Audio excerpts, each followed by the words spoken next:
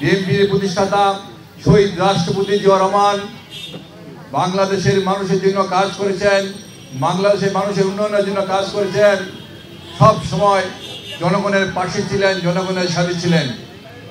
পরবর্তী পর্যায়ে আমাদের নেত্রী দেশনেত্রী বেগম খালেদা জিয়া, তিনিও সবসময় জনগণের পাশে ছিলেন, জনগণের জন্য কাজ করেছেন। যে কোনো দুর্যোগে, ঘূর্ণিঝড়ে, যে কোনো সময় বিপদ আপদে তিনি সারা বাংলাদেশে ঘুরে ঘুরে জনগণের সেবা করেছেন, জনগণের জন্য কাজ করার চেষ্টা করেছেন। আমাদের নেতা বিএনপির ভারপ্রাপ্ত চেয়ারম্যান তারেক রহমান আজকে বিএনপির হাল ধরেছেন শহীদ জিয়ার যোগ্য উত্তরসূরি হিসাবে, দেশনেত্রী বেগম খালেদা জিয়ার যোগ্য উত্তরসূরি হিসাবে। তিনি বিএনপির হাল ধরার পর থেকেই তিনি সারা বাংলাদেশে বিএনপিকে মানুষের পাশে গিয়ে দাঁড়িয়ে মানুষের সেবা করার জন্য তিনি নির্দেশ দিয়েছেন। আপনারা দেখেছেন করোনার সময় তারেক রহমানের নির্দেশে বিএনপির প্রতিটা নেতাকর্মী জনগণের পাশে ছিলেন, জনগণের সেবা করার জন্য কাজ করছেন। জীবনের ঝুঁকি বিএনপির প্রতিটা নেতাকর্মী তারেক রহমানের নির্দেশে করোনার সময় মানুষের সেবা করার জন্য কাজ করেছেন। জিয়াউর রহমান ফাউন্ডেশনের মাধ্যমে বিএনপির ডাক্তাররা জনগণের সেবা করার জন্য কাজ করেছেন।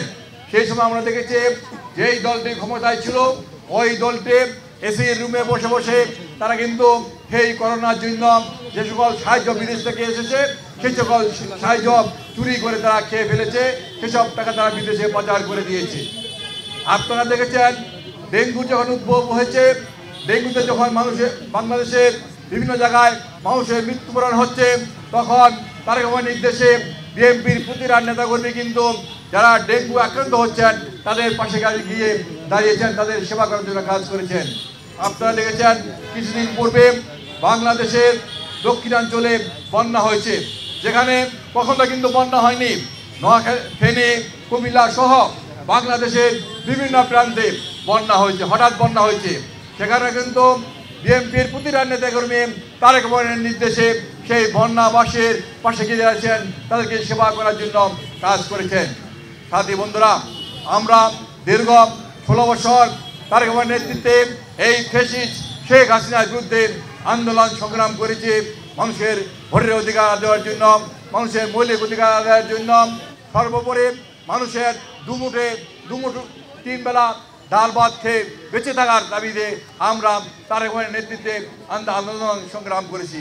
সর্বশেষ সেই আন্দোলন গত বছরের 5ই আগস্ট যখন বৈষম্যবিরোধী স্বাধীন আন্দোলন শুরু হয়েছে, সেই আন্দোলনকে আমাদের নেতা তারেক রহমান বাংলাদেশের যুব সমাজকে, বাংলাদেশের ছাত্র সমাজকে, বাংলাদেশের শ্রমিক সমাজকে, বাংলাদেশের পেশাজীবী সমাজকে ঐক্যবদ্ধ করে সেই আন্দোলনকে বেগবান করে ফ্যাসিস্ট শেখ হাসিনার পতন নিশ্চিত করেছে। শেখ হাসিনা পার্শ্ববর্তী রাষ্ট্রে চোরের মতো পালিয়ে গিয়েছে।